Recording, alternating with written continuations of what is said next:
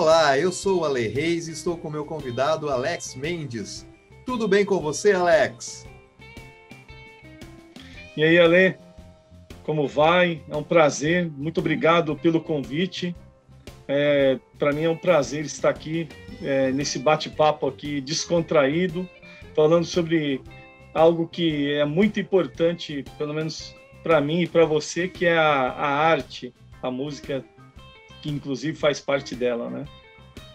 Eu que agradeço a sua participação.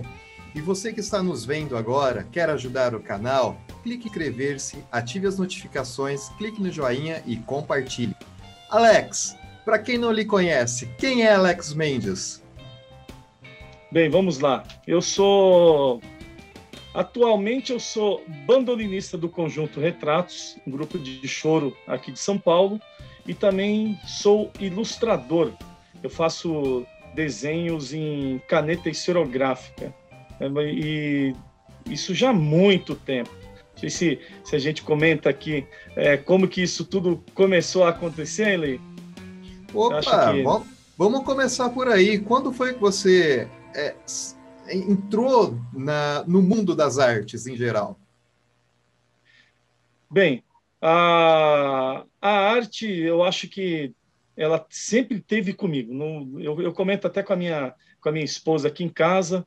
Parece que quando eu já nasci, já tinha alguma coisa ali predestinada, porque eu lembro que quando eu era pequeno, eu ficava em cima da laje e aguardando a minha mãe chegar do trabalho, eu via os músicos ali da periferia fazendo aquela batucada, e eu ouvia, ficava pensando, mas que bacana que esses caras estão fazendo. E imaginei que um dia eu poderia chegar também ali, né?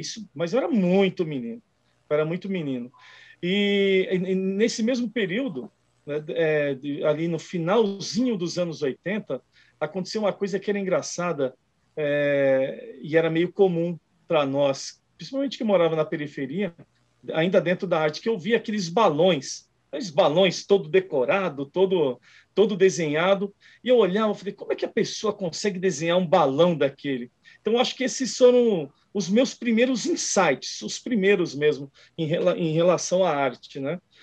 E aí, o tempo foi passando, quando eu tinha 10 para 12 anos, então as coisas foram meio que simultâneas, né? A arte plástica e a música. Então, quando eu tinha mais ou menos vou colocar 10 anos, eu já começava a fazer alguns desenhos com caneta, com pontilhismo, mas isso de forma autodidata. Naquela época nós não tínhamos o recurso que tem hoje da internet. Então, nesse período, eu comecei a criar alguns desenhos, copiar, né? E tinha um vizinho que era desenhista profissional e me falaram, olha, você gosta de desenhar? Vai lá e procura, o nome dele era Toninho. Então, você vai lá e procura o Toninho, pô, ele te dá umas aulas lá, ele te ensina algumas coisas.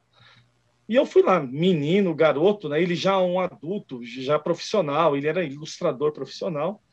E ele começou a me dar algumas dicas de anatomia, como que você desenha um rosto, como que você desenha uma sobrancelha, boca. E eu comecei a fazer uns desenhos que os mais jovens que estão aí nos assistindo não vão lembrar, mas existia um desenho em quadrinhos muito famoso nos anos 70 e 80, foi até os anos 90, de um personagem chamado Conan. Acho que você deve ter conhecido o Conan Conan. o Bárbaro. Conan o Bárbaro, exatamente. Virou filme, né, com Arnold Schwarzenegger. Mas os livros do Conan, os gibis do Conan, eram gibis que se vendiam nas bancas de jornal. E as pessoas compravam só para desenhar, porque os gráficos eram interessantes, era uma coisa bem diferente. E foi por ali que foi os meus caminhos de desenho, que eu comecei ali para valer, né? Que eu comecei a entender como é que era uma anatomia, como é que era um rosto feminino, um rosto masculino.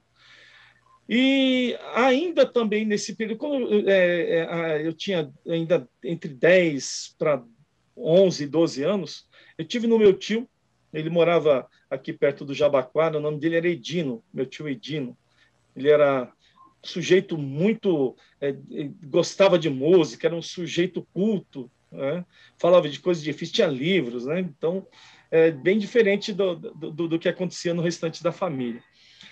E eu, na casa dele, uma vez, ele comprou um equipamento de som chamado 3 em 1. Então, assim, tocava disco, tocava fita e tinha Famosíssimo a rádio. casa das E ele famílias tinha... brasileiras. Exatamente, a maioria das famílias brasileiras teve um 3 em 1, principalmente as famílias da década de 70 e 80 e 90 também. E aí, eu lembro que eu vi vários discos ali, colocado, o 3 em 1, ele era interessante que ele era todo colocado em fases assim, né, em andares, e ele tinha uma parte embaixo onde você colocava os discos. Lembra disso? Que os discos ficavam todo um do lado do outro. E pelo que eu me lembro, eu nunca tinha escutado um disco ainda. E eu peguei um disco dali e comecei a ler a GP. Lembro até hoje, a GP. Abri o toca-fitas, pedi para minha prima me mostrar, e aí coloquei lá e foi mágico, foi um momento mágico, onde foi a primeira vez que eu ouvi. Então, eu saía daquela... Eu ouvi... Uma coisa era aquela batucada que a galera fazia perto de casa. E quando você começa a ouvir um disco com aquelas harmonias, violão, cavaquinho, realmente é algo mágico. Então, eu cresci ouvindo esses discos do meu tio, os discos de samba, do AGP, Almir Neto, Fundo de Quintal, Zeca Pagodinho. Esses foram os primeiros sons que foram chegando até mim naquela época, né? E foi passado alguns anos mais, então fui ouvindo samba. Foi essa época que eu comecei a me interessar pelo ritmo. Por quê? Eu tinha aquela referência da periferia, da galera fazendo a batucada, e eu tinha os discos lá do meu tio, que eu ficava, toda vez que eu ia lá para só ouvir o disco.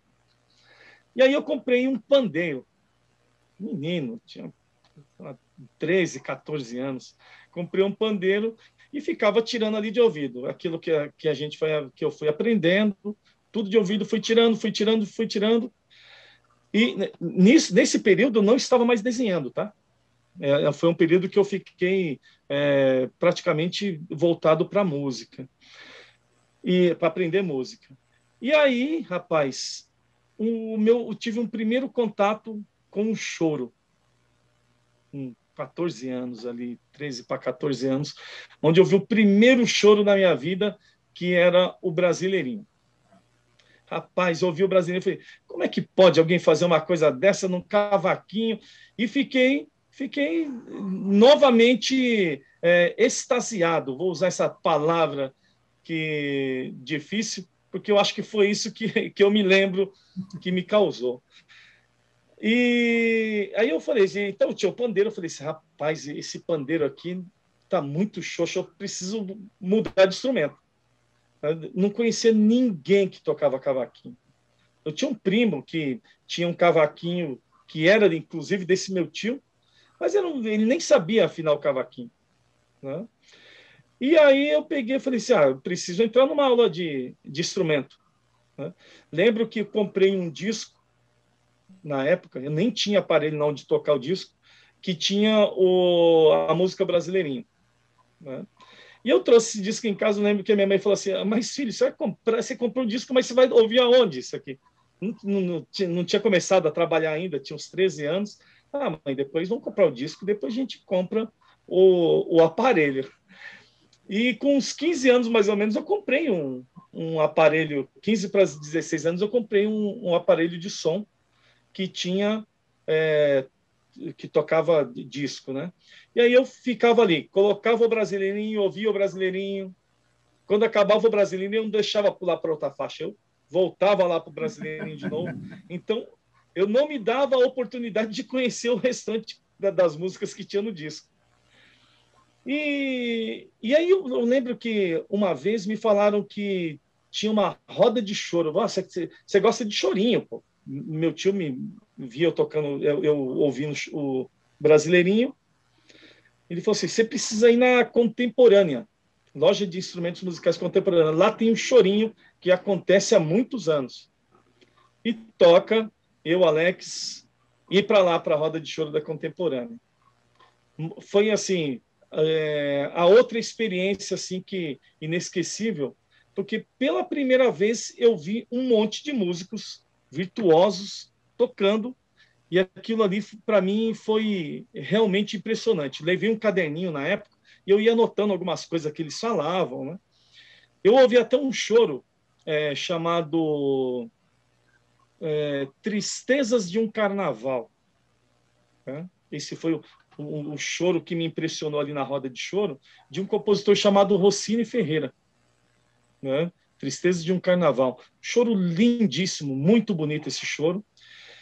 E eu perguntei para o bandolinista que estava tocando, que era, na oportunidade, o Paulo Fazanaro. Falei, pô, Paulo, seu Paulo, que música que é essa? Ele falou assim, isso aqui chama Tristezas de um Carnaval. Ninguém conhece o compositor dessa música aqui, ele chama Rossini Ferreira.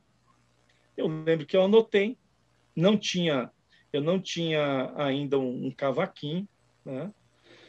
Eu, de vez em quando, brincava naquele cavaquinho que estava lá no meu tio.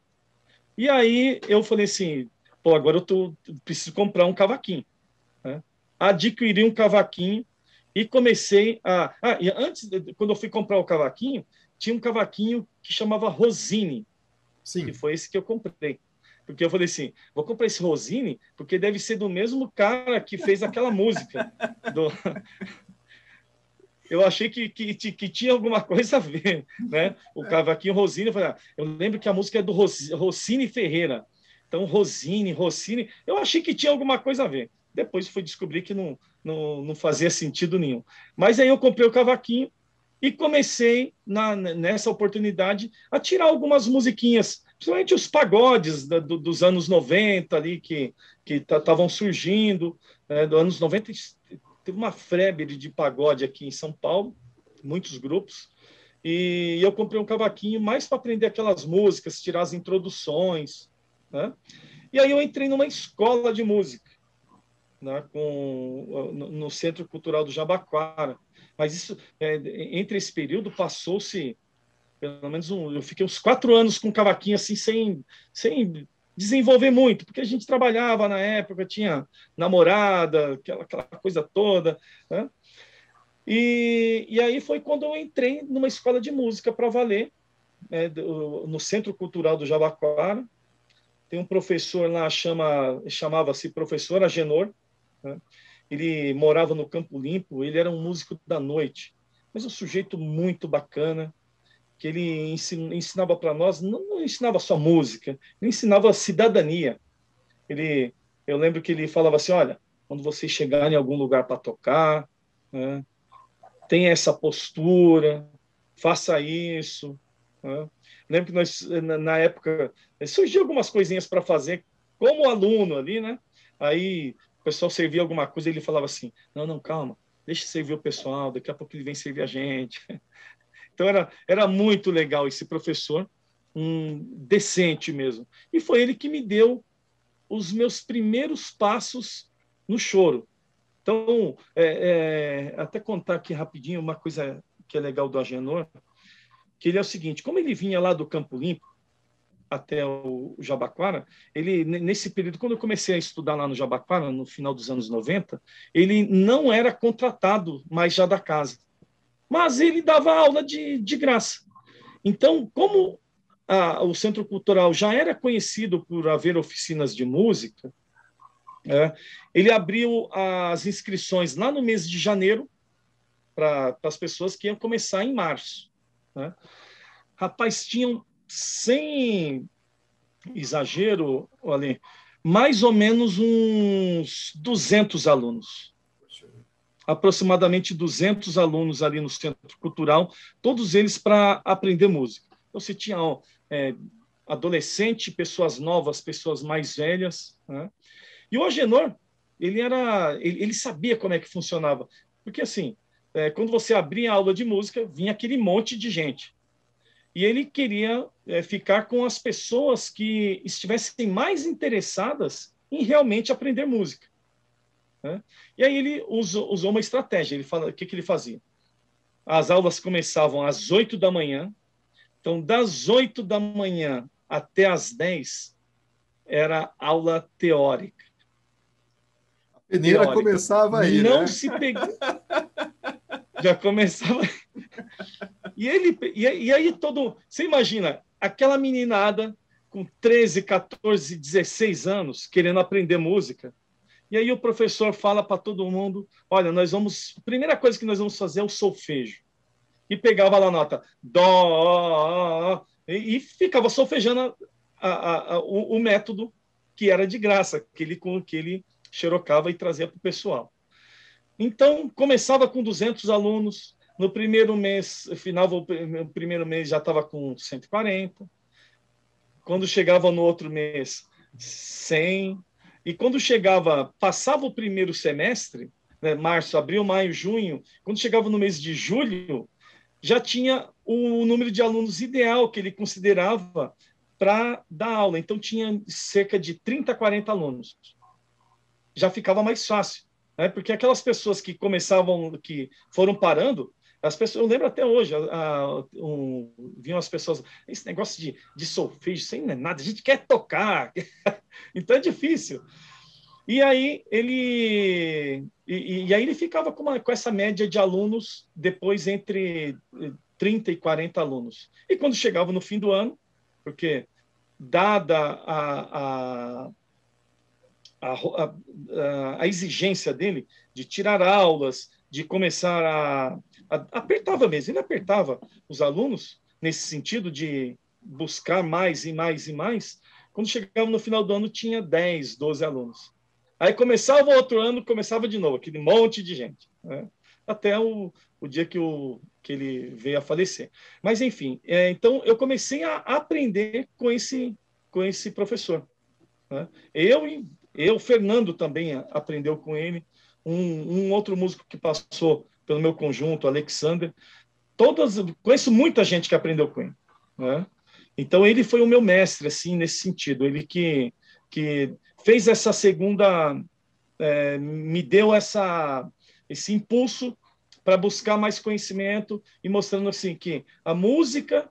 Então, você vê, eu fui lá pelas batucadas, passei pelo pagode, fui lá no samba, para depois aprender música e depois aprender o choro, né? Então, foi ele que me direcionou para o caminho do choro, né, onde eu estou até hoje, né? E eu sei que você toca bandolim. Quando foi que você passou o cavaco para o bandolim? Foi já com a Agenor ou isso veio um pouco mais tarde? Foi com o Agenor também. Que foi o seguinte, eu peguei algumas partituras, o Agenor, ele trazia alguns choros para nós tocarmos, né? Então, carinhoso, gente humilde, choros mais fáceis, choros para cavaquinho. E eu lembro que uma vez eu peguei um choro chamado Noites Cariocas, do Jacó do Bandolim.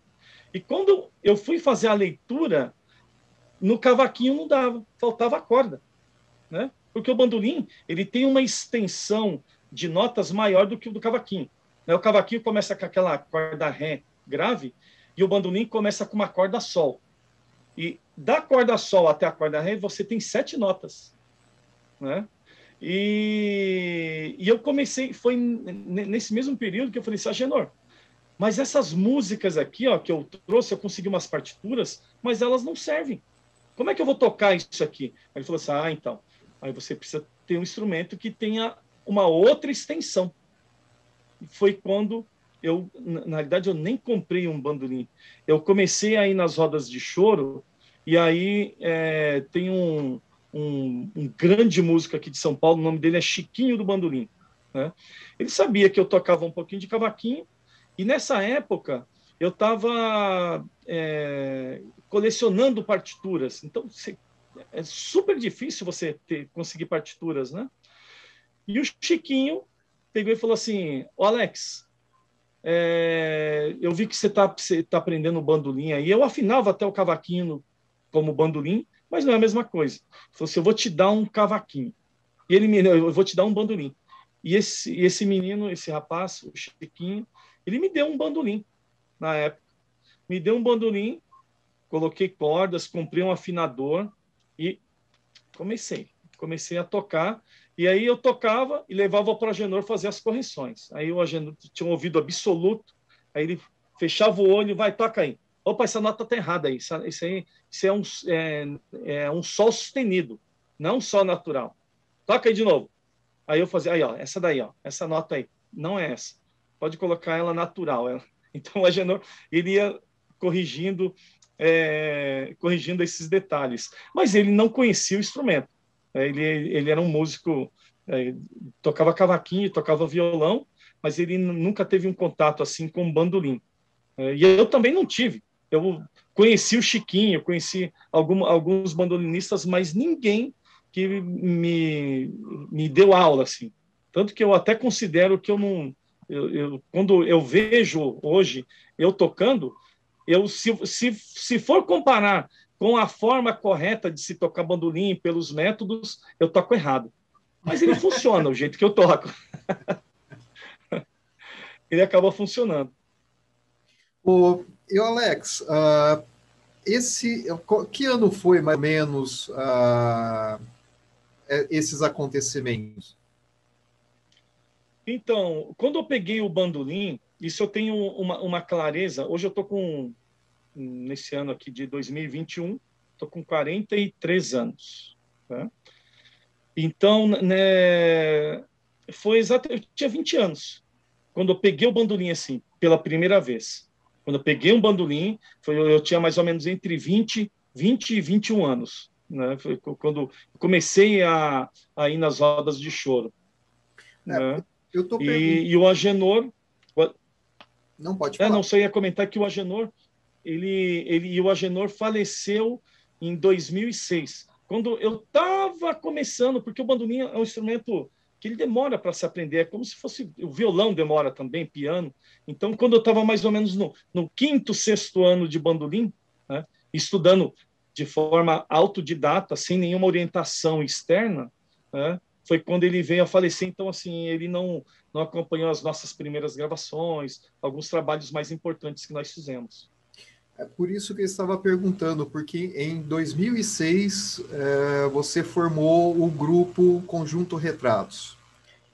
E exatamente. Como foi essa ideia? Como foi a elaboração? Não, vamos nos juntar, vamos tocar. Quais eram os objetivos e quem eram os primeiros participantes do conjunto? Isso, olha só, interessante isso aí.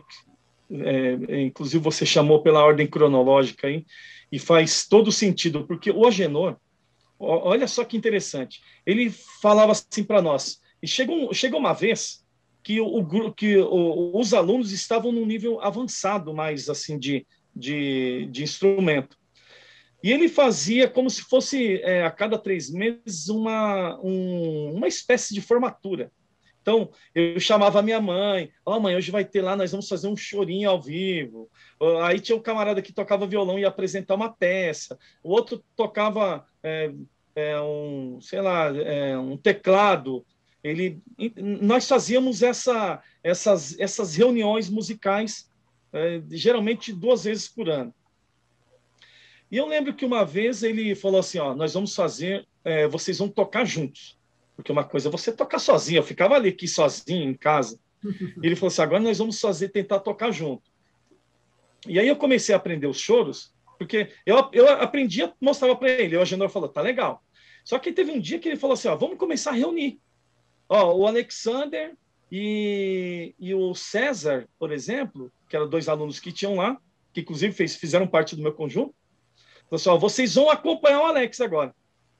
Mas como? Peraí, não. Aí o Agenor pegava um papel de música e escrevia as cifras. Falou assim, Alex, começa a tocar. Aí eu começava a tocar e ele ensinando a galera a acompanhar.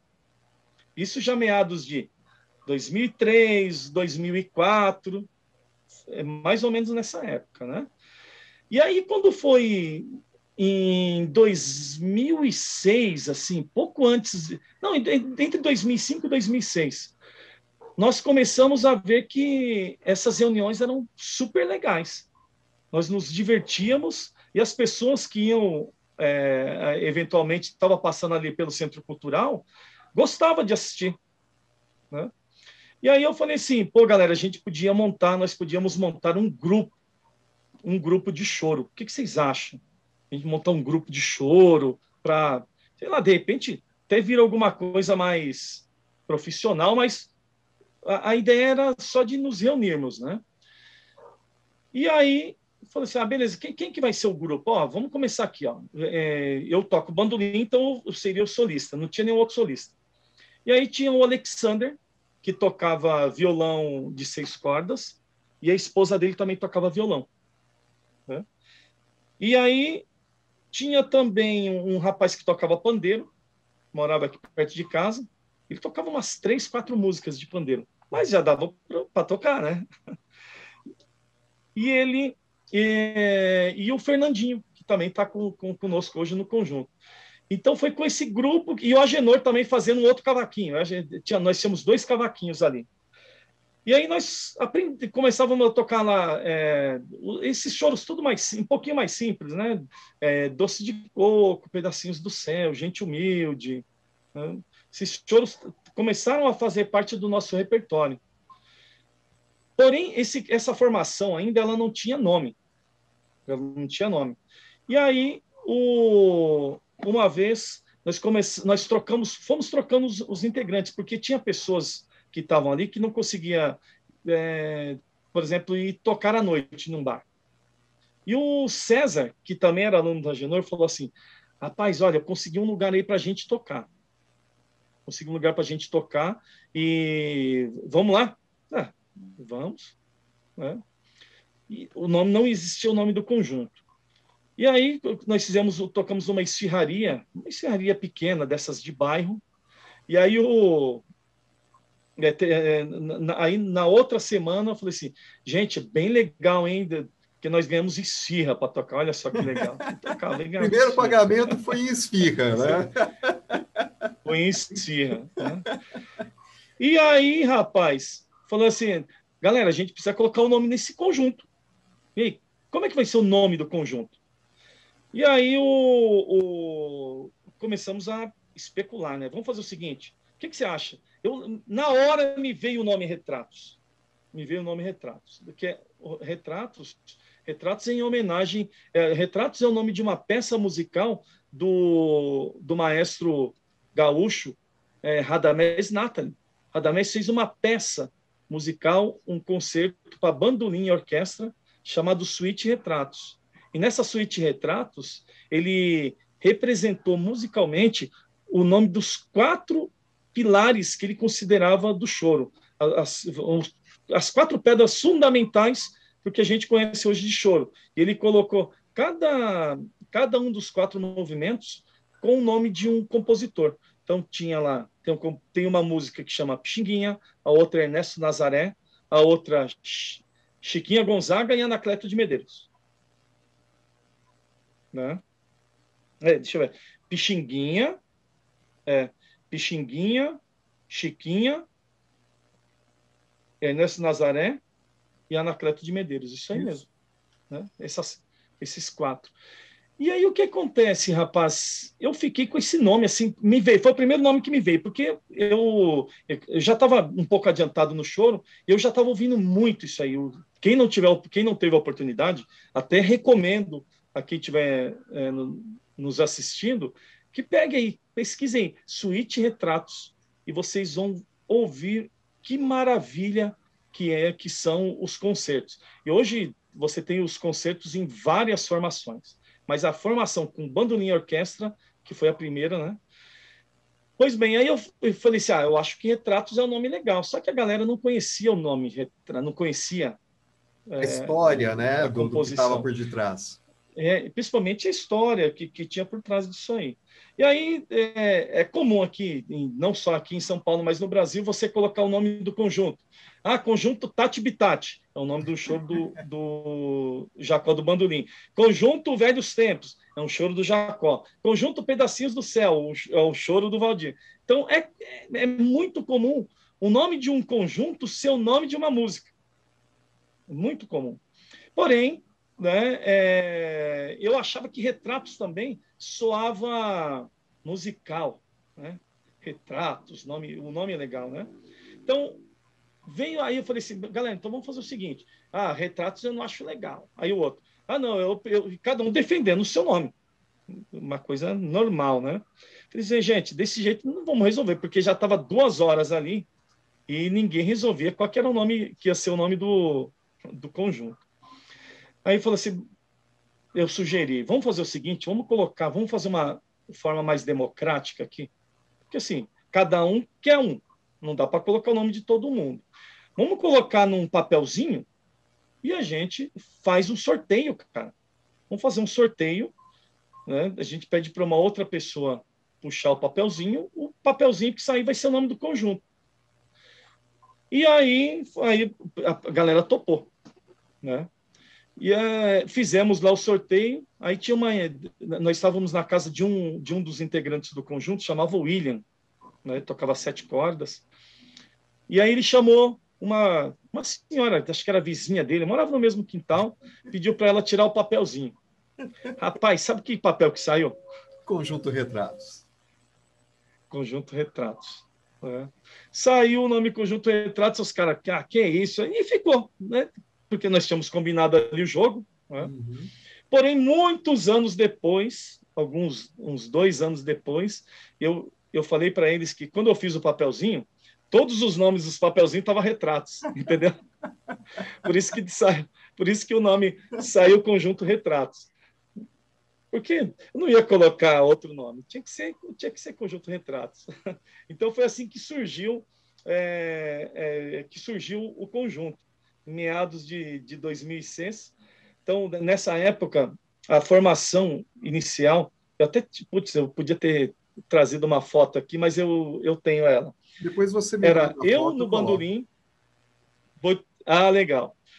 Era eu no bandolim, Fernando no cavaquinho, César no 7 cordas. César, na realidade, não estava no 7, ele estava no 6 cordas. Esse William, que tocava 7 cordas. E o William, Fernando no cavaquinho. E o pandeirista nosso era o... Não vou lembrar o nome dele. Rapaz, não vou lembrar o nome dele. Mas depois eu vou lembrar. Também vou colocar aqui embaixo do vídeo o nome dele. Me manda também o nome do integrante. Eu vou te mandar. Não lembro o nome dele. E aí, rapaz, com essa formação, nós tocamos, sei lá, 1 ano e meio lá naquela serraria que eu comentei lá com você. E comentei, só que até aí, o que a gente fazia era só tocar na serraria. Tocava na serraria, fazia um aniversário ali, tocava alguma coisa ali, né? Então, sempre foi isso, né? Nessa primeira formação. Até que teve um dia que o William pegou, do 7 cordas, putz, ele teve uma discussão besta no conjunto, normal, todo conjunto discute. Conjunto é igual casamento. Tem gente aqui até diz que conjunto foi feito para não dar certo.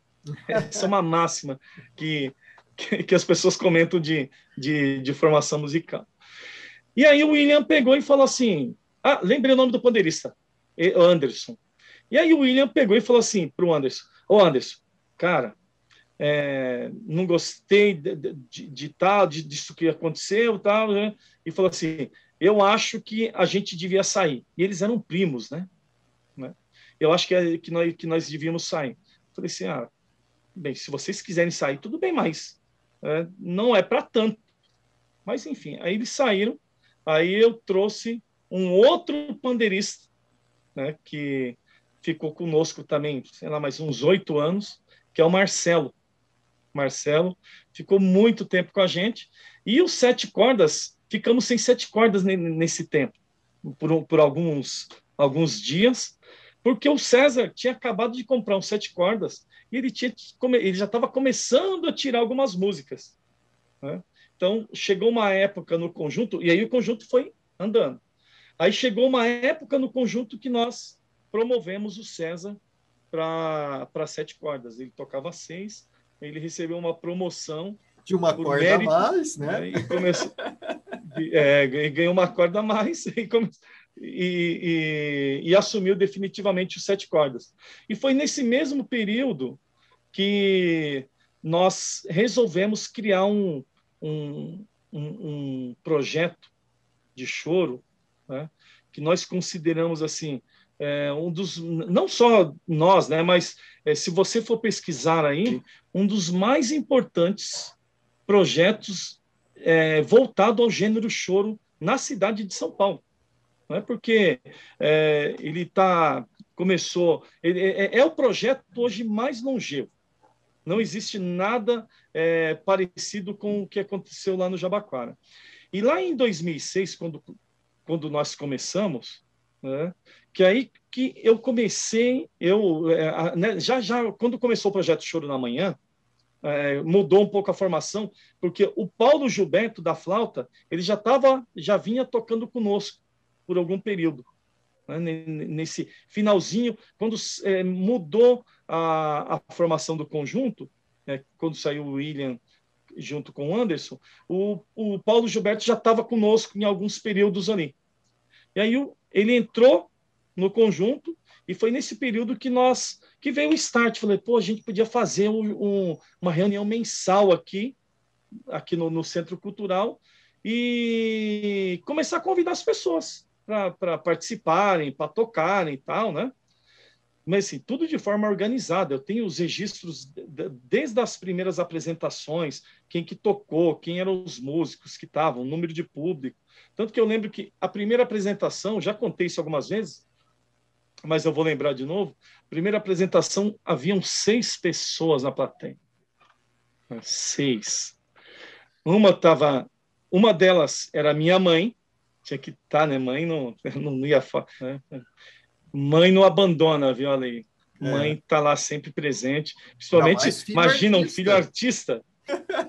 Já não vai abandonar, jamais, né? Então, estava minha mãe, estava minha esposa, minha sogra, só aí já tinha 3. Né? Aí estava o coordenador da Casa de Cultura, estava a moça da limpeza e chegou também o segurança da casa, que estava lá, já que não tinha ninguém, vamos lá assistir o chorinho. E essa foi a nossa primeira plateia ali no Centro Cultural, mas pô, nós lembramos disso com muita alegria, porque já teve oportunidades que tivemos, igual no final do ano de 2019, mais de 300 pessoas. Então, é gratificante você acompanhar e ver essa evolução. Mas quando começou o Choro na Manhã, podemos chamar de projeto, porque começou com regularidade, tá? Porém, eu lembro que na época eu abri o Diário Oficial e eu ouvi falar abertura de chamamento para artistas da periferia. Aí eu falei, pô, legal, velho, nós somos da periferia, vamos tentar escrever. Aí nos reunimos, então nós já éramos um grupo estruturado em termos de organização, né? E aí eu falei para o César, pô, a gente podia escrever um projeto para isso aqui. Peguei aquele edital e li. Nunca tinha lido um edital na minha vida, viu, Elen? Foi a primeira vez que eu li um edital. Li o edital de trás para frente, né? Eu lia no ônibus, quando eu ia para o trabalho. E aí eu lembro que eu falei assim, galera, dá para nós montarmos um projeto e eles vão dar um cascalhinho aqui para a gente, cara, se nós desenvolvermos o projeto. Falei assim, pô, e se nós fizéssemos, como o projeto precisa estar sendo executado na periferia, aí a ideia veio mais do Gilberto, né? Ele falou assim, pô, podíamos fazer um Revelando o Choro. E por que revelando, né? Porque você só revela algo que está oculto, né? Então, esse foi o nosso pensamento. E nós percebemos que na periferia, baseado naquela experiência que nós tínhamos tocando ali naquela esfirraria, que as pessoas não conheciam o choro, né? Então, e se nós, de alguma forma, pudéssemos revelar para as pessoas o que era um choro? Então, tocava uma música, falava o que era aquela música, quem era o compositor, em que momento que ela aconteceu, se tinha algum momento histórico, alguma coisa importante que estava acontecendo, e desenhamos o projeto. Cara, alegria total o dia que eu abri o Diário Oficial, o projeto foi aprovado. Que loucura, né? E agora? Agora tem que executar o projeto, porque a coisa toda estava só na nossa cabeça. Vamos tocar em... A ideia era, principal, nós vamos tocar nos bares, em praças, ia fazer uma série de apresentações na periferia, apresentando para as pessoas o choro. E foi aí que começou esse projeto, o Revelando o Choro, que também teve uma grande importância, assim como o Choro na Manhã, mas teve mais essa importância pelo fato de ser um projeto que foi subsidiado pela Secretaria de Cultura. Eu lembro que nós fomos lá na primeira vez para conversar lá com o pessoal da Secretaria, e eles falaram o seguinte para nós: não, mas vocês vão tocar choro no bar? Aí tinha uma coordenadora, ela falou: se for em bar, eu não autorizo. Não autorizo. Em bar eu não vou autorizar. Aí o César falou assim para ela, né? A senhora acha que na periferia, qual o espaço que tem cultural que não bar? E quem disse que o bar não é um espaço cultural? Né? Nós entramos nesse embate na oportunidade com a coordenadora lá do projeto, de projetos, rapaz, e ela não topou, não. Não topou. Aí nós tiramos os bares, né, do projeto, né, do papel do projeto, porém nós fizemos nos bares também, levamos a estrutura, fizemos uns banners, esses banners tinham Pixinguinha, tinham Valdir Azevedo, tinha todos esses músicos mais famosos, haviam 12 banners, né? E, putz, eles eram super legais e eles faziam o cenário, eles montavam um cenário para nós tocarmos. Então, a gente começou a trazer para as pessoas isso. Então, começamos a formar público aqui na região, né, desse jeito. E não deixamos de fazer os bares, mas fora do papel, porque senão, a gente sabe, você pega numa periferia aqui, Cidade Ademar, onde nós moramos, não existe nenhum equipamento cultural aqui, você acredita? Nenhum. E nós estamos falando de é a realidade não só da cidade de Ademar, né? De outros lugares também. Não, são vários, exatamente. E aqui são 450 mil pessoas. É um absurdo você não ter um espaço onde as pessoas possam se reunir para fazer arte.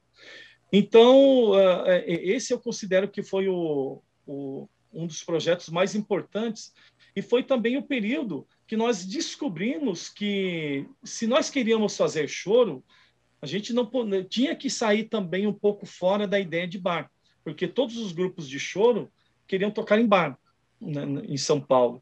E nós viemos com uma ideia um pouco mais diferente. Não, peraí, bar dá para fazer também. Porém, se nós começarmos a fazer um teatro, tocar numa praça, tocar na rua, tocar no metrô, tocar, né?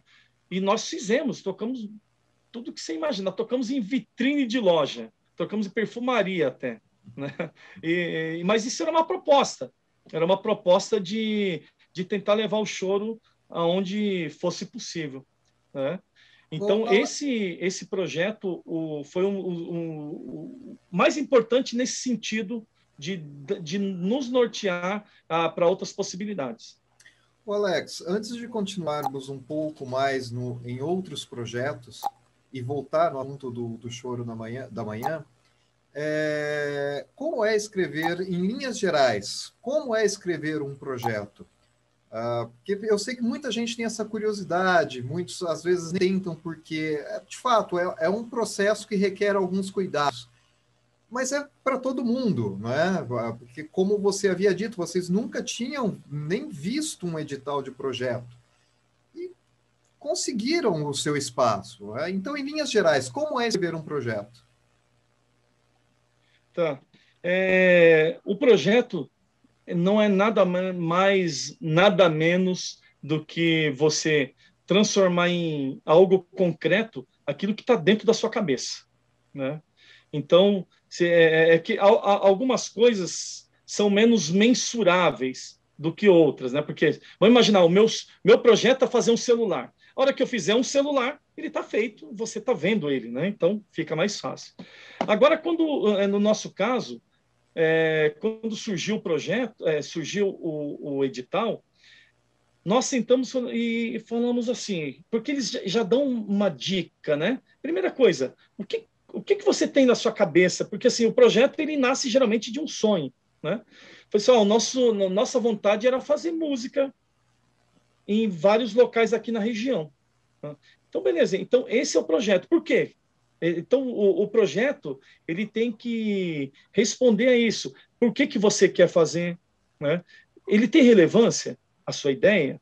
Então, essas perguntas precisam ser respondidas para que você coloque de forma correta no papel. Então, começamos a ter clareza nesse primeiro momento de que, primeiro, vamos fazer uma série de apresentações, de 20 apresentações na periferia. Tá? Ah, legal. O projeto é relevante para a periferia? Sem dúvida. Porque nós já tínhamos uma experiência de tocar em bares onde as pessoas não conheciam a maioria dos choros. Então, nós entendemos que, se nós fizermos isso, é relevante. Então, e depois, quanto que custa para você... quanto que vai custar? Porque você precisa começar a colocar valores lá. Então, nós fizemos banners, compramos caixa de som, compramos mesa de som, equipamento de luz. Não era muito dinheiro, era pouco dinheiro. Fizemos um flyerzinho explicativo, né, do que era o choro, quem que era o conjunto. Então, quando nós íamos fazer uma apresentação, tocamos, eu lembro uma vez, numa igreja. Fomos tocar numa igreja, nos apresentamos, demos um panfletinho para cada pessoa. Então, cada um nada mais do que uma sementinha ali plantada, né? E então nós tínhamos, de alguma forma, uma clareza do que nós queríamos. Mas eu acho que a parte mais difícil para quem está começando a montar qualquer tipo de projeto é como que você pega isso que está na sua cabeça e coloca no papel de forma organizada. Né? Organizada é você imaginando o projeto acontecendo, imaginando aquilo, vamos colocar que sejam, no nosso caso, 20 eventos. Beleza, como que o evento vai acontecer? Porque os eventos eram semelhantes. Então, olha, nós vamos chegar tal hora, vamos montar os painéis lá no local. Tudo isso você precisa escrever quando você vai participar de um edital, de alguma coisa. Então, nós vamos fazer isso, vai ser nesse formato, os músicos vão estar em formato de meia-lua, vamos utilizar 2 caixas de som, essas caixas têm potência para 100 pessoas. Então, esse detalhamento, esse passo a passo, ele tem que estar colocado de forma muito organizada no papel, e você tem que imaginar que é o seguinte, mesmo depois que você tira da sua cabeça e coloca no papel, você tem que imaginar que uma outra pessoa vai ler. Não vai ser você que vai ler o projeto. E aí que vem a parte que ela tem que ser um pouco crítica. Né? Então, você pegar e pedir para uma outra pessoa ler. Nós fizemos isso. Dá uma lida aqui. Faz sentido o que vocês vão fazer? Né? E eu lembro que houve correções de pessoas que nos ajudaram. Falaram assim, não, isso aqui tá legal, mas... Cara, mas como é que você vai fazer isso? Isso é no mesmo tempo? Não, então, mas é porque aqui está aparecendo. Né? Então, sempre buscar opiniões de fora, também, quando você estiver montando o projeto. E depois que ele é aprovado, vem o mais difícil, que beleza, você pensou no projeto. Você desdobrou ali, colocou ele todo no papel. Aí, alguém leu, algumas pessoas leram e falaram, esses caras fizeram um projeto legal, né? Então, o que eles fizeram legal? Eles tiraram da cabeça deles e escreveram aqui, putz, eu aprovei. E aí, na hora que vem, é uma também grande responsabilidade, principalmente porque você está lidando com dinheiro público. Quando você lidar com dinheiro público, tudo aquilo que você escreveu tem que ser executado. Então, beleza, orcei determinado equipamento errado. Rapaz, você vai ter que dar um jeito. O que você não pode é desistir ali no meio do caminho. Então, tem essa parte. Planejamento, né? e execução e finalização do projeto. E o projeto, nenhum projeto é infinito, né? Nós chamamos o Choro na Manhã de projeto, né? Mas, na realidade, ele já é um programa, porque ele já está mais de 10 anos acontecendo. Mas um projeto, ele tem começo, meio e fim. Então, quando você pensa em qualquer tipo de projeto, você tem que seguir essa ordem. Então, o fim eu terminei o ciclo e prestei conta do dinheiro que me deram para fazer esse trabalho, né? Então, de modo geral, é isso. Exige uma atenção, né? E um cuidado na execução, né? Que é fundamental para que você tenha credibilidade também de pegar outros projetos semelhantes ou melhores, né? Como foi o nosso caso. Você vê que pegamos o Revelando o Choro, passou algum tempo, pegamos um PROAC. Nunca tinha escrito para o PROAC, mas eu sabia a regra. A regra que eu usei foi a mesma. Pegamos um PROAC chamado, o projeto chamava Choro Negro. Eu gostaria, Nós inclusive, só tocávamos músicas. Eu gostaria até que você pontuasse melhor esse projeto, porque também eu considero um dos principais. Sem enfim, dúvida. Vou deixar você falar. Esse projeto, Ale, o Choro Negro, ele foi uma série de... Eu não sei se foram 15 ou 17 apresentações, porque depois nós fizemos em outros locais. Nós fizemos em várias cidades de São Paulo. Ele é um projeto estadual. E nós levamos... A ideia era levar um repertório só de música de compositores negros, mas dentro de uma ordem cronológica, onde nós passamos ali pelas músicas dos compositores do século XIX, principalmente do Rio de Janeiro, né? Passávamos ali por Chiquinha Gonzaga, Anacleto de Medeiros, até nós chegarmos nos mais atuais, por exemplo, como Paulo Moura, né? Semelhante ao Revelando o Choro, nós também montávamos um cenário com imagens dos principais compositores negros que nós identificamos, e também as pessoas que iam assistir recebiam um flyer. Esse flyer também tinha um texto explanando sobre a importância da música dos compositores negros. Que, aliás, né, se nós pegarmos o Choro, por exemplo, ele é todo... você pega os compositores do século XIX, os mais importantes principalmente, todos eles quase eram negros. É uma música que surgiu lá no Rio de Janeiro, uma música urbana, mas ela não é uma música que surgiu na elite. Você pega o músico mais importante do choro é Pixinguinha, né? Então, quem que tocava choro naquela época?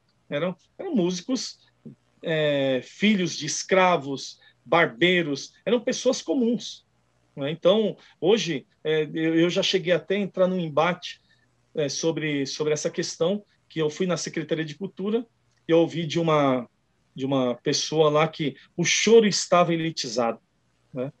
Como se... E é um tema complicado, talvez precisaríamos de 3 lives para falar sobre esse tema, né?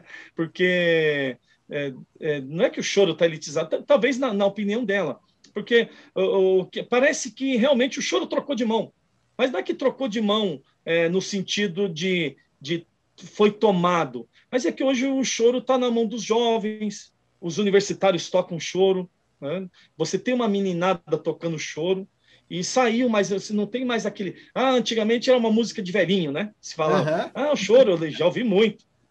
Alex, você toca aquelas músicas de velhinho lá, de chorinho, né? Que fica os velhinhos tocando, né? Então, esse projeto, o Choro Negro, teve muita relevância. Nós tocamos ele, levamos ele para a OAB lá de Santos também. Foi uma das coisas mais prazerosas que nós fizemos também quando nós falamos de projeto, né? E fizemos vários outros projetos também, né? Tivemos o Escada do Choro. Esse Escada do Choro nós conseguimos levar uma vez por mês, dentro da Livraria Cultura, nós fazíamos uma roda de choro na escadaria da livraria. Acho que nunca ninguém tinha feito uma coisa dessa. Eu lembro que eu passei lá na livraria, vi aquela escadaria bonita, eu falei, cara, eu vou falar com a galera aqui. Espaço aqui, né? Na época, na época eu tinha lido uma teoria que chama Teoria dos 6 graus, né? E era uma coisa seguinte, ele falava que se você já ouviu falar da teoria dos 6 graus? Sempre tem alguém que conhece alguém, que conhece alguém, que conhece alguém, que conhece alguém, que conhece alguém, que pode te colocar em algum lugar. Então, de modo genérico, se você quer chegar até o Osama Bin Laden, em 6 graus você chega nele. A teoria foi mais ou menos assim que eles chegaram, né? No Osama Bin Laden, né? Foi, se você pegar a história, você vê que a teoria funciona. Isso mesmo, pegaram uma comunicação que levou a um cara que de repente seguiram, acharam a casa, começaram a monitorar e encontraram. Tá vendo só como é que a teoria funciona? Uhum. E na época eu usei essa teoria. Eu lembro que eu comprava uns livros lá e tinha um cara que me indicava os livros. Eu falei, bicho, tem uma escadaria aqui, cara. Como é que eu consigo falar com o pessoal de marketing da livraria? Aí ele falou assim, Alex, é o seguinte, cara, o marketing fica em tal local. Eu vou falar com o meu gerente e ele vai te colocar em contato com o cara. E aí o gerente falou com outro gerente de um outro local, que aí me colocou em contato com o cara. Olha só que maluquice. E foi quando nós fizemos também esse projeto, que foi muito legal, muito legal. E ali surgiu muito trabalho, porque as pessoas chegavam assim para comprar um livro, imagina, vai comprar um livro e tem um grupo de choro tocando. Né? É uma coisa diferente. Fizemos também o Choro Vai à Escola. Isso que eu queria pontuar com você, também, porque é outro projeto também que eu considero assim de grande relevância. Quais foram os resultados desse projeto? O Choro vai à Escola. Isso. O Choro Vai à Escola, a ideia do Choro Vai à Escola era também de tentar fazer ele através de um apoio, né, através da Secretaria de Cultura. Porém, na oportunidade nós mandamos e ele não foi aprovado. Mas, como nós fazemos choro, a gente sabe que já não é fácil. Falei assim, bem, não aprovaram, mas vamos fazer do mesmo jeito? Aí o pessoal topou, selecionamos algumas escolas e começamos aí nas escolas.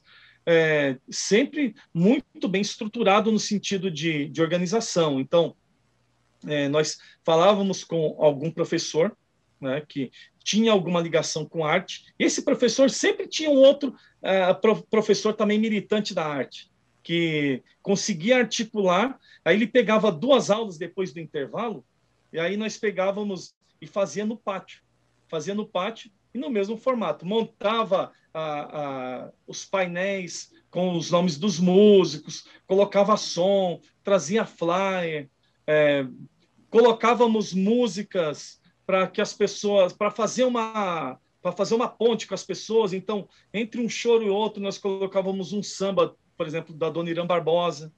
As pessoas cantavam juntos, né? E nós fizemos em 2 escolas uma pesquisa na época, né? Estamos falando aqui, pelo menos uns 15 anos atrás já, né? O Choro Vai à Escola. E nós fizemos uma pesquisa sobre se as pessoas conheciam o choro. Assim, umas 2 ou 3, só que entre mais de 500 alunos entrevistados, 2 ou 3 pessoas que falaram que estavam ouvindo o choro pela primeira vez. Né?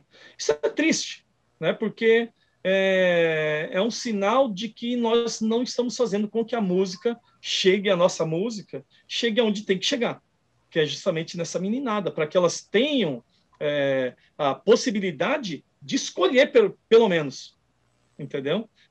Na época, isso já há 15 anos, o que se ouvia mais era o funk e sertanejo. Não mudou muito, né, de lá para cá, né?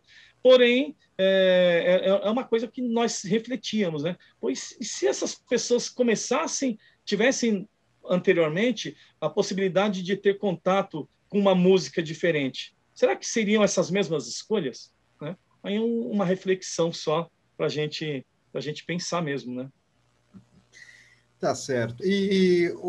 Quer falar um pouquinho sobre o Choro na Praça, antes de voltarmos Sim, ao Choro na Manhã? Isso. Sim, o Choro na Praça também foi um projeto que nós fizemos também nas praças aqui da região, da cidade de Ademar, Jabaquara, que tinham a mesma intenção do Revelando o Choro, de fazer uma apresentação na praça, né? E onde o público são os transeuntes, aquelas pessoas que estão transitando por ali, né? Então, também foi muito legal.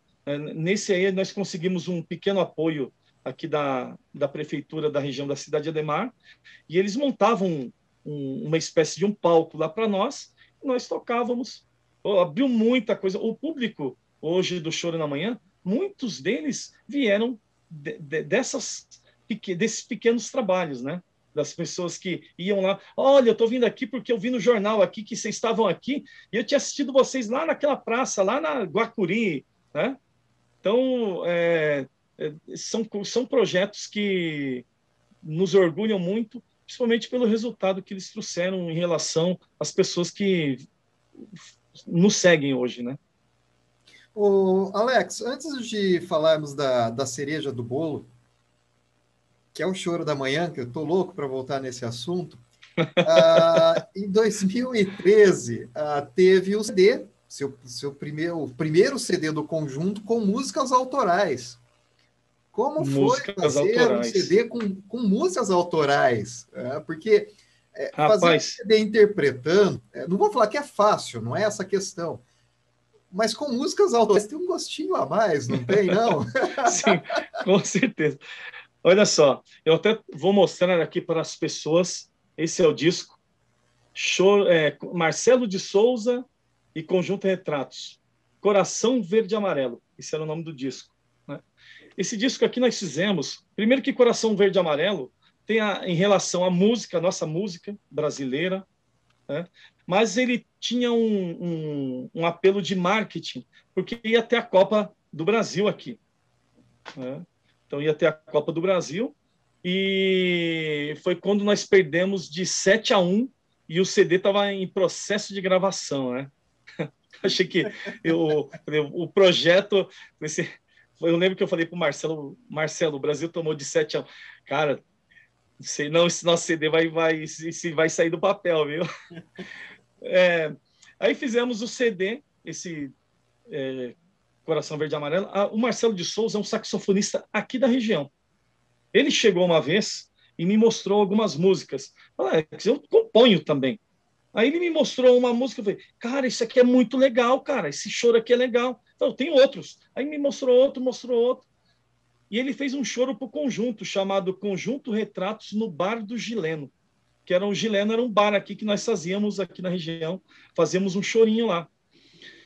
E quando nós tínhamos uns 4, 5 choros, nós propomos em um dos ensaios, a gente podia fazer um CD, né, cara? Vamos fazer um CD? Vamos fazer um CD. E as músicas? Cara, Marcelo tem um monte de música legal. Né? Vamos usar as músicas dele. E eu cheguei a ouvir o seguinte, mas vocês vão fazer um CD de música autoral? Né? Por que não faz música conhecida? Né? Porque se você gravar Doce de Coco, vende. Né? Só que eu sei também que se você grava um CD de choro, ele é difícil de vender do mesmo jeito.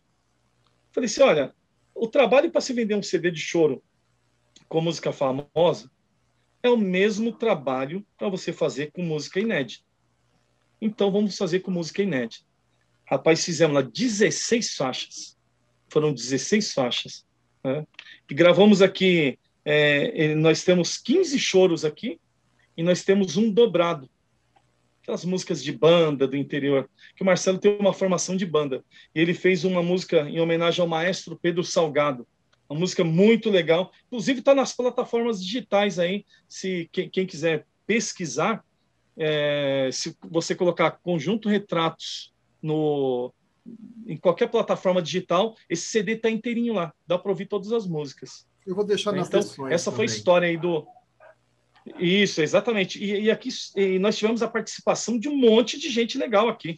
Né? Isaías Bueno de Almeida, Guta do Pandeiro, Luciano Ruas, um pianista, Leonardo Miranda, um flautista que veio lá do Rio de Janeiro para fazer uma participação aqui com a gente, Guinaldo Luz, do bandolim. Enfim, tem um monte de gente bem legal aqui nesse disco. Quem tiver oportunidade, né, vai se divertir com o disco. E agora sim, vamos para a cereja do bolo. No projeto Choro na Isso aí. Manhã, que durou quantos anos, o Alex? Até agora, né? Por conta dessa situação de pandemia que nós estamos vivendo, teve a duração de quantos anos ininterrupto? O projeto Choro na Manhã, ele... Agora, como ele parou agora, ali, nós estamos a... Só fazer uma conta aqui, 2006, praticamente 14 anos ininterruptos. É muito tempo, hein? 14 anos direto. Me conta algumas curiosidades. Quais foram algumas das alegrias e das tristezas ao longo desses 14 anos? Rapaz, olha, eu acho que tristezas assim não teve nenhuma assim nesse sentido, mas teve muita coisa legal. Eu lembro uma vez, por exemplo, que nós estávamos lá tocando, né? E a gente sempre ficava brincando assim, caramba, bicho, qualquer hora vai aparecer um músico bom aí, cara. E não sei o que, sabe aquela coisa de músico amador, né? Que nós éramos, né? E aí um dia o pessoal falou assim, Alex, Isaías está aí. Falei, você tá louco, cara? Isaías do bandolim, né? Então a maior sumidade no choro, né? Em São Paulo estava ali no nosso palco, algo inacreditável, né? E aí putz, eu lembro que eu tinha ensaiado uma porrada de música legal assim. Eu fiquei tão nervoso que não saía nenhuma música. E assim, o Isaías se divertiu muito ali com a gente. Nossa, foi muito legal esse dia. E depois que ele veio, foram aparecendo um monte de músicas de músicos muito legais ali. Os principais chorões de São Paulo passaram por lá, né? Tanto que quando o Choro na Manhã, né, apesar de estarmos chamando ele de projeto, ele é um programa já, né, dada a sua extensão. Quando o Choro na Manhã foi fazer 10 anos, como nós fazíamos anualmente, depois a gente podia fazer um projeto em celebração de 10 anos do Choro na Manhã. E o que acontece? Eu sei que nós somos um país sem memória. E eu falava sempre para o pessoal, quando a gente terminava de tocar, às vezes tinha 200 pessoas lá na plateia, e eu falava para eles assim, galera, sabe, só tem um problema aqui, né? Como não existe nenhum registro de todas essas coisas que nós fazemos, ninguém está ali filmando para colocar na internet, né? Uma filmagem profissional, nós não estamos nos livros, não tem um CD do programa Choro na Manhã. E eu falei assim, então nós temos que arrumar uma forma de transformar isso em alguma coisa mais sólida, né? Porque se o projeto acaba, se o Choro na Manhã acaba, algumas pessoas não vão saber nem que acabou e outras não vão saber nem que existiu, né? Falei, qual que é a melhor forma de resolver disso? Falei assim, olha, tem um edital aí aberto, nós podíamos fazer alguma coisa ousada. Isso já era uma coisa que eu já estava pensando já há um tempo, de fazer um livro. Nós podíamos fazer um livro de memórias, onde nós colocamos ali toda a história de 10 anos do Choro na Manhã, mencionando todos os músicos, fotografias, pessoas importantes que passaram, textos de relevância que podem ser colocados, enfim, um monte de coisas que daria para se transformar. E aí nós desenhamos um projeto chamado Choro na Manhã 10 anos. Era um livro, e nesse livro um CD encartado. Mas volto lá naquilo que a gente estava comentando lá. E é um projeto. Está só na cabeça. escrevemos, colocamos no papel, desdobramos, pensamos item por item. A gente sentava para comentar e falava assim, beleza, e como é que vai ser, como é que nós vamos organizar as fotos? Não, pô, vamos lá na Dona Hilda, vamos lá na Kika, Então, nós pegamos as pessoas que iam no Choro da Manhã, pessoas muito queridas por nós, inclusive a Dona Hilda é uma delas, né, a Kika também, e essas pessoas, elas registravam, através de fotografias, de filmagens, as apresentações. Nós escrevemos cada detalhe. Ah, beleza. E depois que nós estivermos com as fotos? Vamos chamar um editor. Então, beleza. E fomos escrevendo. Contratação do editor, organização da foto, digitalização das fotos, limpeza, o enquadramento, legenda. Quem é que vai fazer a legenda? Fernando. O Fernando vai fazer a legenda. O fulano vai fazer... E começamos a colocar... E a gravação? Então, olha só que maluquice, cara. Gravar um CD e fazer um livro em 8 meses. Partindo do zero. Né? Porque quando nós ficamos sabendo que o projeto tinha sido aprovado, foi em abril. Então, nós tínhamos que, em abril, como nós tínhamos desenhado tudo, dia 6 de dezembro, eu teria que estar com o livro e o CD na mão, que é esse trabalho aqui, ó, né? Choro na Manhã, 10 anos. Tudo isso aqui faz parte de um projeto, né? Isso aqui foi pensado, né? E nós fizemos ele em tempo recorde. Foi uma tiragem de mil CDs, 1000 livros e CDs. No final, é que esse aqui está sem, que está ali no toca-disco. Mas no fundo vinha um CDzinho aqui. É um livro todo ilustrado. E né? Detalhe também, com músicas autorais também, né? Não, esse aqui não. Esse aqui não podia ser autoral, porque não daria tempo. Não daria tempo em função da... porque para uma música autoral você precisa de mais tempo para você amadurecer essas músicas. Uhum. Então, nós optamos por um repertório mais de domínio público. Então, gravamos aqui Ernesto Nazaré, Chiquinha Gonzaga, tem 2 sambas aqui do Noel Rosa, mas é um trabalho bem legal. Esse aqui, em março, ele estará nas plataformas digitais aí também. Tá? Já está tudo pronto para o lançamento, então ele em breve estará. E esse foi o primeiro trabalho que eu considero assim, porque é o primeiro livro, então é o trabalho que eu consegui colocar um exemplar em cada biblioteca pública de São Paulo. Isso me alegra bastante, porque abre as possibilidades de você cair no anonimato. Então, a partir do momento que você consegue fazer isso, você já não fica mais anônimo. E quando eu digo não fica anônimo, não é o meu nome. Exatamente. Então, e eu não estou falando isso por mim, eu estou falando isso pelo conjunto. Então, assim, a relevância que esse livro trouxe, né, foi justamente essa. Enfim, depois de tantos anos, um livro não poderia ser diferente. Um artista que aprendeu a desenhar fez mais um livro, trazendo ilustrações de 50 chorões.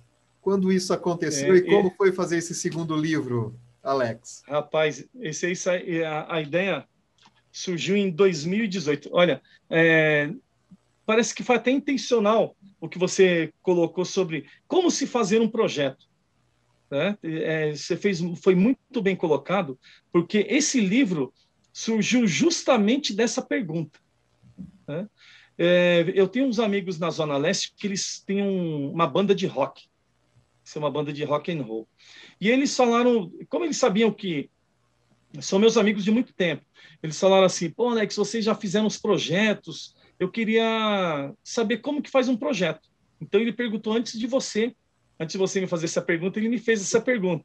E eu falei para ele assim, para ele, o Robson, né? Falei assim, Robson, vamos fazer assim, ó, vocês não querem vir? Eu trabalhava no aeroporto, eu saí do aeroporto, falei assim, ó, a gente podia se encontrar no Habib's, e nós vamos lá tomar uma cerveja, comemos uma pizza, e eu vou falando para vocês como é que é. E tudo isso que eu falei para você, foi o que eu falei para eles. Né?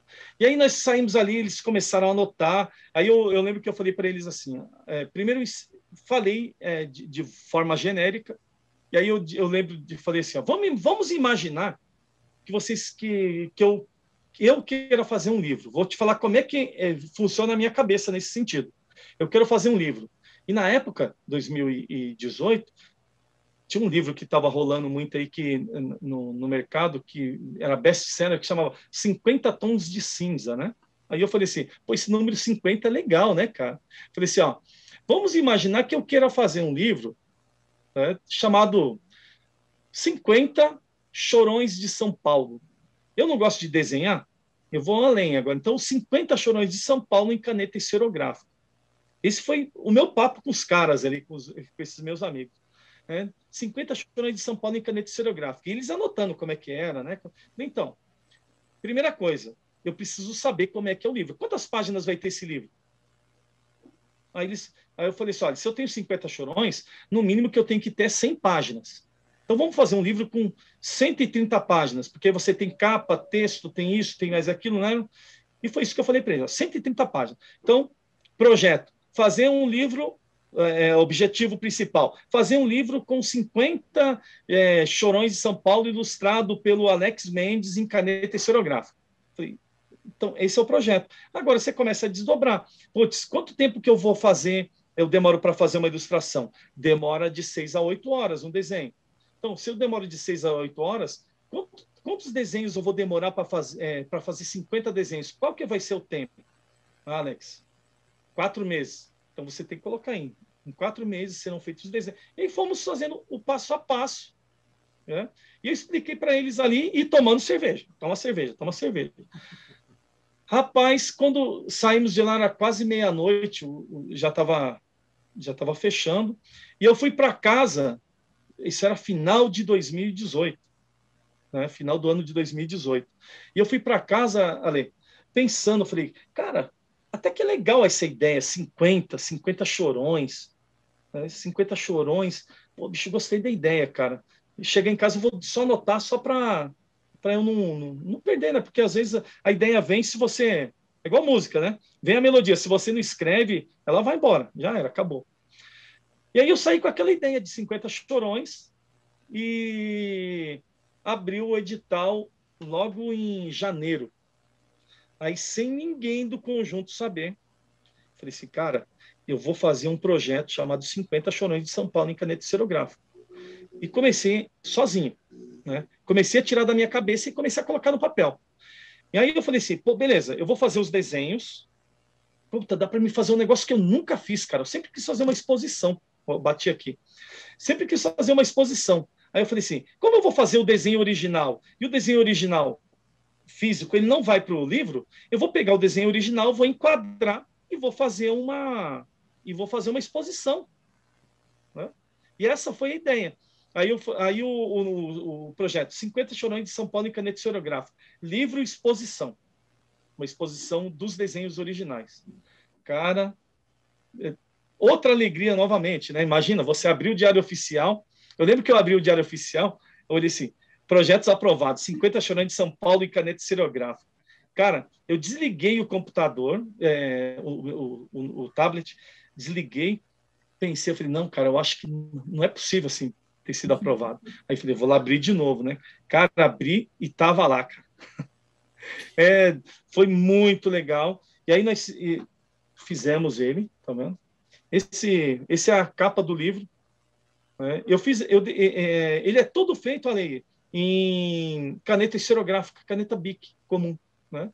Eu fiz internamente, são 64 desenhos. Vou abrir aleatoriamente aqui um dos desenhos aqui. Né? Então, para cada desenho, aqui, opa, acho que dá para ver, né? Então tem o desenho tem o desenho do músico e na parte lateral tem logo em seguida tem uma pequena biografia. Né? Eu fiz 50 chorões, aí você tem os músicos do conjunto, já são 54, tem mais algumas pessoas que nós homenageamos aqui, enfim, no final foram 64 desenhos com a capa que eu tive que fazer, E eu fiz esses desenhos em tempo recorde. Eu não sei nem onde eu arrumei tempo para fazer, porque na época eu estava trabalhando igual um maluco. E eu lembro que eu chegava em casa, desenhava.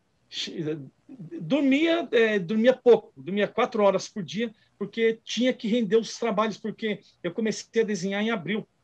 E esse trabalho ele tinha que estar pronto assim, dezembro tinha que estar com o livro pronto. Então, texto, e nós começamos a correr atrás de texto e dos desenhos. E ainda tinha que um trabalho paralelo, que era de montar uma exposição de arte, algo que nós nunca tínhamos feito também, né? Mas graças ao nosso planejamento, no sentido de buscar ideias, perguntar para pessoas que já fizeram, isso tudo durante o planejamento, nós conseguimos ter sucesso na execução, e nós fizemos um lançamento que foi no dia ou 6 ou 9 de dezembro, não lembro ao certo, mas que foi muito legal. Existe algumas filmagens aí na internet, mas assim, tinha aproximadamente umas 300 pessoas lá no Centro Cultural. Foi uma coisa muito legal, né? E ficou entre final de 2019 até o início do ano de 2020, e aí surgiu a pandemia, e aí acabou com então todas as ações foram paralisadas. Eu transferi a exposição lá para o Centro Cultural de Santo Amaro, né? Ele ficou montado lá praticamente durante a pandemia inteira, mas agora nós vamos ter que desmontar lá, porque na realidade já está desmontado, né? O projeto, então ele finalizou praticamente agora. Mas foi uma maravilha. Nós fizemos, inclusive, uma pessoa muito querida entre nós, que é o seu Zé Canela, que está Então, lá. isso que eu ia Não deixei comentar. de fazê-lo. Eu iria falar que, com todo respeito a todos os chorões que estão lá, conheço grande parte deles, mas a foto que eu mais gosto é a última, que É é a a do do Zé seu Zé Canela. Canela. Zé Canela, E, verdade. Nós temos um carinho imenso por ele. o Alex, para finalizar, duas perguntas. A primeira é, qual é a formação do Conjunto Retratos atualmente? Hoje o Conjunto Retratos, já fomos um sexteto, um quinteto, e hoje nós somos um quarteto. Então, eu no bandolim, o William Martins no violão de 7 cordas, Donizete Fernandes no pandeiro e o Fernando Henrique no cavaquinho, né? E assim, muitas ideias para coisas a serem ainda feitas, né? Infelizmente a pandemia veio para colocar um pouco de gelo aí na coisa e dar uma paralisada, mas em breve nós estaremos aí com novidades. E a segunda pergunta tem a ver exatamente com projetos futuros. Como fica o programa Choro na Manhã? Exatamente. O programa Choro na Manhã, ele, por enquanto, em março de 2020, nós fizemos a última apresentação, e aí entrou o lockdown, né? A Casa de Cultura lá não pode abrir porque é um local que não tem ventilação, né? Então, a possibilidade de alguém se contagiar é muito alta. O nosso público, nós temos uma grande parte do nosso público de pessoas mais idosas, de pessoas que estão indo lá. Então, até por uma questão de nossa mesmo que eles autorizassem agora, não seria possível fazer nenhum tipo de apresentação lá no Centro Cultural. E lá não está tendo nada mesmo, né? Por enquanto está fechado, até a hora que tiver um número maior de pessoas aí vacinadas, né? Mas a gente acredita que quando isso retornar, estou sempre em contato lá com o coordenador e de que nós vamos voltar firme. Talvez, inicialmente, vai haver as pessoas não sabem, vai ser difícil comunicar todo mundo que nós voltamos, então vai ser um trabalho novamente de formação, mas a gente não desiste, não desistimos. Estamos mais de 16, quase 20 anos aí fazendo música, então vamos encarar essa pós-pandemia aí novamente, com garra, com faca nos dentes. Opa, e sangue nos olhos. E sangue nos Alex, olhos. Muito obrigado pela sua participação. Foi muito bom conversar um pouco mais contigo e lhe agradeço profundamente. Eu que agradeço o carinho de ter me escolhido aí para ir para esse bate-papo.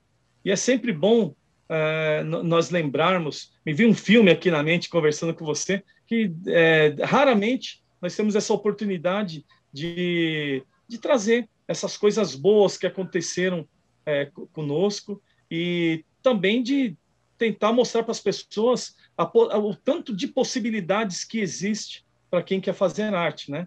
Que às vezes a pessoa está ali na casa dela fazendo o seu desenhinho, está ali, não vê, não consegue vislumbrar a possibilidade de fazer um livro, de fazer um CD, ou de fazer um programa, de fazer, enfim, as possibilidades são inúmeras, né? E aí volto lá na ideia, faça um projeto, né? Transforme o seu sonho em algo concreto, né? E acredite, com planejamento, você vai conseguir fazer. Procurando pessoas. Geralmente, nós não temos as respostas para tudo. Mas, quando nós não temos as respostas, nós precisamos ir atrás de quem tem e de quem possa nos ajudar. E eu sou uma pessoa que, se me procurar, eu certamente estarei dando todos os caminhos para que possa concretizar o seu sonho aí e a realizar seu projeto. Eu que agradeço mais uma vez e agradeço também você que ficou nos vendo até agora. Quer ajudar o canal? Clique em inscrever-se, ative as notificações, clique no joinha e compartilhe. E até a próxima!